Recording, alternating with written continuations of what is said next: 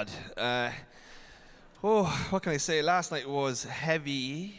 And I don't know if you've noticed that Peter Wright, the world darts player, was actually playing the tuba last night. Anybody who was there, he actually got an extra couple of grand from us. That's actually a fact. That was Peter Wright. Actually, it wasn't Peter Wright. Anyway, Boris has no idea what I'm talking about. But it's an absolute pleasure here to talk to Dr. Boris. I'll be honest, he is my hero in ad tech. Like, he is the GOAT, the greatest of all time. He's getting embarrassed now, right? People talk about Brian O'Kelly being the greatest, but he's not the greatest. Boris is the greatest. We're all in the room here, like, everybody. I was trying to figure this out, right? It's a bit like Oasis and Blur. Boris, you would know who Oasis and Blur are, right? There were two great Britpop bands of our day, right? So you had like people who like Oasis and people like Blur, right? Oasis had one good album, and the rest of them were shit. And then Blur consistently just evolved their sound and did amazing albums. So Boris, you are like Blur. There you go. Anyway, we're here to talk about something more serious, about business transformation in sort of the most sort of challenging times. And Boris has kindly given us time up today to talk about how Web sort of worked their way through those crises. And he's here to talk about that, and then obviously some other questions around the future of ad tech. It's always great to have Boris's time here. So Boris, it has been a difficult 2 years, to say the least, between a pandemic, a talent crunch, and a war in Eastern Europe. And you've sort of been in the middle of this hurricane and been battered from in every direction. I want to talk about that in that respect. We'll talk about how you sort of you as a CEO and IPOM as a business, how it's actually managed these crises. Look, Kieran, thanks for inviting me and sort of embarrassing me a bit. Sorry, Boris. In front of the audience. Yeah, it was like by far the most difficult times of my life. I mean, especially the last 112 days. So it's tough. Look, in terms of the transformation and everything, we learned a lot during pandemic, and what we thought was a nuisance and something which slows us down kind of helped us a lot when we hit the next challenge. Look, the key idea was always when the communication is sort of degraded, as it was in pandemic, you need to trust people and to empower people. You basically need to move your decision downwards. You need to move decision to the people who are closer to the real tasks and real life. And we started doing a lot of that through pandemic. And then we used that template, we used that operational capabilities, if you like, to really supercharge them, accelerate them, and do the relocation things we were doing in the past 3 months. But that, like, to say that it was a crisis for your business, it would be an understatement. Like, you literally had to take 400 engineers out of Russia and relocate them. Like, that's not in itself, most people are trying to find 2 engineers, 400 trying to bring them and their families. I mean, that in itself, because you were laughing at me or joking me earlier on about how you found out a lot about the travel industry, hotels and travel, since you started trying to do this. Look, I mean, we were fortunate in a weird way. We never really had clients in Russia. We never had servers in Russia. So we didn't really run a business operation per se. We had a team of extremely talented people there. So when this war started, we said, look, I mean, there are really 2 priorities for us. We need to keep servicing our clients, and we need to look after our people. So initial ideas, which all were wrong, was that the biggest immediate risk is some sort of internet partitioning, and we wouldn't be able to get those people to manage the service, which were all, I don't know, in America and Germany and stuff like that. So we kind of went together and we said, okay, we need have a small group of people out to a place which is less likely to be affected by internet issues, and then we need much better internet connections. And then we kind of leveraged the expertise we got from pandemic. So instead of sort of obsessing at a central authority level in solving those problems, you basically form small task forces and you tell them, here is your task, just go do it. You give them money, you give them decision power. You just, get them to report every week about how they're doing, or sometimes every day. But generally, they have a well-defined task, they just need to execute that. Now, we got like 20, 25 people out, like not just random people who actually could manage our service if the internet partitions itself in Dubai in like 7 days. And we didn't need them, so they kind of had a decent time. It was March. I mean, you're having your Dubai thing in March, right? So good timing, good weather. So they kind of, the internet didn't crumble. What did crumble instead is the world in a way. So it became very clear a couple of weeks into this that we can't really service American, European, Japanese clients out of Russia. The world just stopped being connected. So that thing hits us. Internet was fine, internet was working. The world didn't. So we said, okay, fine. We don't really have a choice. All our clients are outside.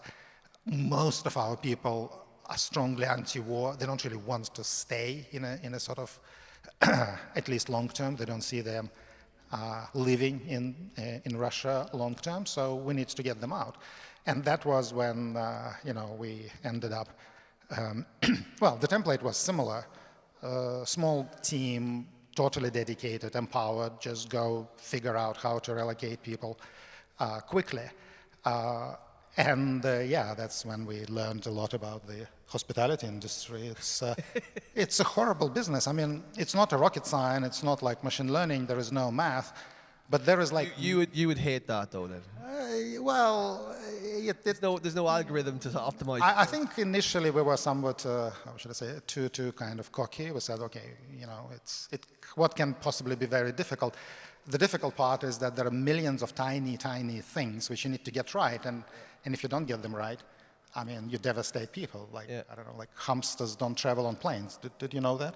Sorry, what? Hamsters. I mean, hamsters are not allowed on planes. Not allowed on planes. Yeah, that's a devastating kind of set of events for a couple of families. I can only imagine how difficult it is to kind of bring families, like it's not only engineers and their time families. I just want to change the sort of the tact a little bit because, obviously this affected the potential acquisition by Crises, and I don't want to put you in the spot, but regardless of what happens there, and fingers crossed, Boris, the deal gets done, but what is the future for the business going forward? Like, I mean, how do you, and this leads us nicely into a conversation about ad tech, because actually there's some seismic changes going on. And I remember actually chatting to you in Singapore about 3 years ago. Remember we had a chat and we were talking about measurement, and you said attention will be back, or we'll do panel-based stuff. But I want to talk about, where where the company goes from here.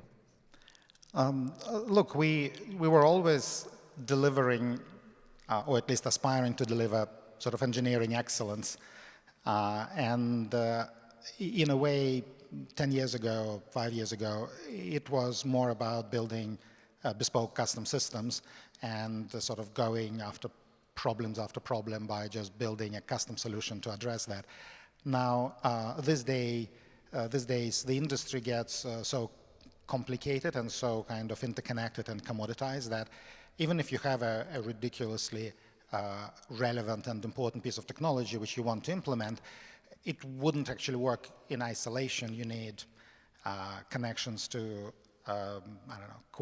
inventory quality management systems. You need connections to anti-fraud systems. You need connections to 5 data providers, and 25 other different things. So none of them are technically challenging, and most of those capabilities are treated as being standard.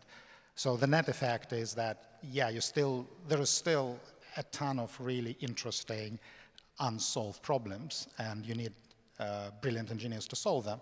But instead of doing it bespoke one at a time, you really need to put more of a product around to cater for problems which, if you like, are already solved by the industry. So you need all that available, and then on top of that, you can innovate and you can deliver the excellency. What's your take on what's happening in ad tech right now? Right, you've been in the game for 2 decades, right, if not longer. There's this compression going on in the ad tech supply chain, right? So the trade desk obviously did the open path thing this year, launched it earlier on, and it's just basically allowing them to go straight to the supply, right? So SSPs now and DSPs are fighting over who owns that supply. I mean, do you think there's going to be a compression of that supply path? I know you've media graded in that sort of play as well, but do you see that there's going to be a compression between the two? Will there be a DSP or an SSP going forward, or will we have one platform to connect everything together? Look, I wouldn't describe it as compression. I would say that this paths between supply and demand are just getting messier. So the trade desk cuts in and tries to work directly with pubs. They still work with SSPs.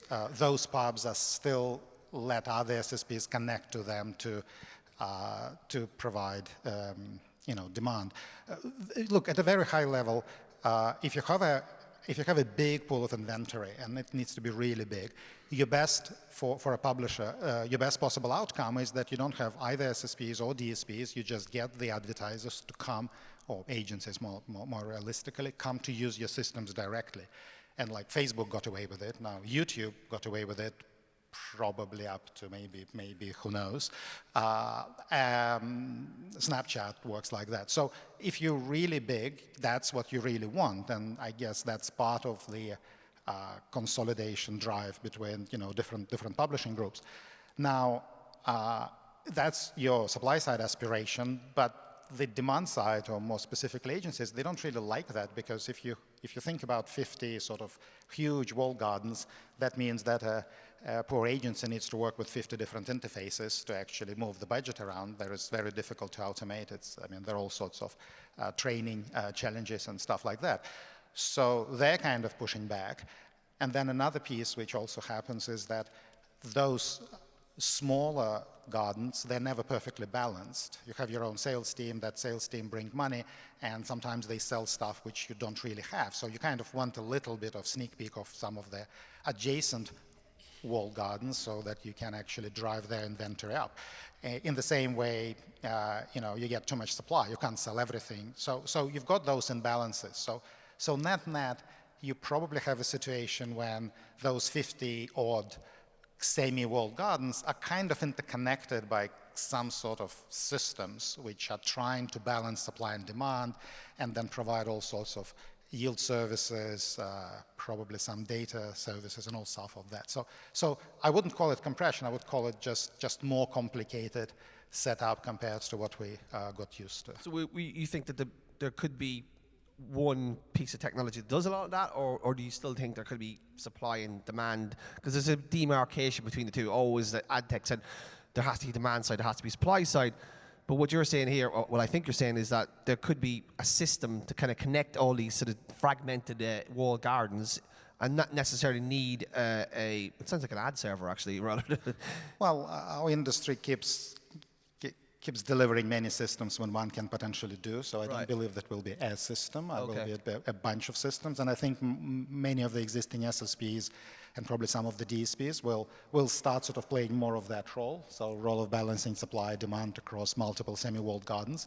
So in some sense, the SSPs will pick up some of the demand side capabilities, and the DSPs will pick up some of the supply side capabilities, because at the end of the day, those semi-walled gardens are 60% they're like closed networks, or maybe 80% they're like closed networks. It's the remaining 20% which needs to be balanced. So those systems are not like network ad service. They actually have a bit of open web built into them just because of this intrinsic imbalance between supply and demand on that smaller scale. You made a fairly sizable bet on MediaGrid early on. Do you think like that customized programmatic piece is the future of this space? Like, we had one of your colleagues, or one of your employees on the stage, just him, and we're talking about that supply path and the sort of the differentiation for particularly agencies who you talk about will be the customized programmatic thing, the supply path optimization, integration with sort of partners, and the data integration piece and the ability to use data in that instance. Look, I mean, the customization happens all the time. It happens around us. I mean, sometimes it's difficult to see. Like, for example, and actually, part of the reason it's difficult to see is that a lot of it happens inside biggest platforms. So we have a bit of a sneak peek in what Google is doing from these court papers, and they've done a hell of a customization for their biggest client, which happens to be Facebook. And I bet they're doing something maybe not as profound, but and hopefully not as potentially law-breaking, but something actually similarly important for some of their other bigger clients. Now, and it kind of makes sense, right? The industry gets more complicated. In order to win, you need to have something special, and you need to get that something special somewhere. Now, you know, back 10 years ago, you could have just went and built your own system, which would have something special. Now that gets very, very expensive, and so the bet on MediaGrid is, look, I mean, we'll provide the commodity, and then we'll try to democratize that custom building ability, so we can build pieces of more custom stuff for the important clients on top of the structure, which basically would provide a decent commoditized set of services, which you expect from other SSPs and curation providers. Yeah, and that leads us on to sort of a question about the open web, right? Everybody's very downcast about the future of the open web. We have trade bodies like the IAB Tech Lab. We have ad tech companies who are desperate to keep the legacy ID alive. You were very sort of, we spoke in Singapore 3 years ago, you were very much more optimistic than most of the industries about the future of the open web. We are sort of in this transition. I mean, what's your view of, you know, those publishers that don't have scale first-party data or don't have the sort of audience sort of scale that a Facebook or Google or Snapchat or I wouldn't say Twitter because it's just full of bots, apparently, Elon Musk, but there you go. But what's your sort of view on the future of the open web and how ad tech in particular can make the open web more addressable for buyers? Look, I don't have a recipe. I mean, I don't have a good answer. I mean, at a very fundamental level, there was a pact between kind of technology companies launching themselves on the internet and the kind of consumers and the users. And that pact is like 30 years old. It's basically that we'll provide you a lot of value for free, and you give us some of your attention, which we will gently monetize without actually disrupting you anything through the ads. And that actually powered that huge ecosystem for many, many years. I think that pact is sort of crumbling in more than one way. I mean, kind of everybody is upset. The users feel that they're being spied on. The technology companies, feel that the politicians stop them from doing the valuable business. There is also argument that because of that nature of the pact, it actually corrupts the type of value which is delivered. So instead of data and instead of facts, you deliver opinions because you get more attention from opinions. And then instead of opinions, you deliver conspiracy theories because you know what? You get even more attention. So the kind of the economic overstructure which drives the web actually forces the tech companies to deliver shit instead of value, so to speak. And then, of course, on the very other side, which is even more fascinating, the companies who used to be pure, in a sense that no ads, just pay us, we'll build content, they seem to be discovering that the cost of creating quality content, like Netflix, is actually too high. You need a bit of ads, and because people are refusing to pay for that cost. So, I don't know, that whole thing is probably changing. And that's probably the most fascinating thing, which happens in and around ad tech and that better thing. So I feel that every time something changes in a profound way, the more independent, smaller companies, which basically are the bare bones of open web, they get a chance. They react faster, they see what happens faster. So you think that with this creative destruction that's happening because of deprecation of cookies, because of platforms, because of legislation, that independent ad tech can innovate quicker, and there could be a sort of a excuse me, a cycle of innovation coming that will sort of solve a lot of these problems, or will try to solve these problems? It wouldn't, like, some of the problems are deeply enrooted in us keeping that same pact going. What I'm saying is the pact is changing, and probably even the problems we're foreseeing are not quite the problems which needs to be solved. But it takes, Googles of this world 20 years from launching to dominating. So if we are changing the rules, or if we're changing the basic underlying principle behind the internet, I feel the big companies will be on the back foot just because they're big, not because they're bad or anything, just because they're big. So you have a next wave of problems, and that much smaller companies will actually have a lead, if you like, and that basically it happens every, 30 years? So what you're saying is this is a great time to invest in ad tech. Come talk to me afterwards. We're going to finish in one question, Boris. What your mind is about addressing or attacking problems, right? You're an engineer in many ways. You are an engineer, so you look at problems. What's the most interesting problem in ad tech right now, or the most exciting area? Because it's like there's a lot of obviously, if your deal goes through, there'll be a lot of your time spent in the retail media tech infrastructure space. But do you think it's TV, or do you think it's audio? What sort of like excites you in the space right now? Look, I have a set of weird answers. For me, it was always an excuse to do interesting data science and algorithmic research. And from that angle, things around supply paths, that's like ridiculously, it was complicated before because there was just many paths, and the basic assumption was they're all roughly the same, just the fees are different. Now, different parties on those paths, different SSPs, they inject different types of data, so they're not actually different anymore.